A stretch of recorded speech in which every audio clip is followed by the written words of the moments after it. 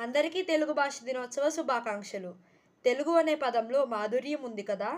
తేనెలొలుకు భాష మన తెలుగు భాష. ఆగస్టు 29 ఈ తేదీకి ఒక ప్రత్యేకత ఉంది. అదేమిటంటే గిడుగు వెంకట రామ్మూర్తి గారి పుట్టినరోజు ఈరోజు. గ్రాంథిక భాషలో ఉండే పాఠ్యాంశాలను వ్యవహారిక భాషలో మార్చడానికి ఈయన ఎంతగానో కృషి చేశారు. మన తెలుగు భాషకు ఈయన చేసిన సేవలు చిరస్మరణీయం.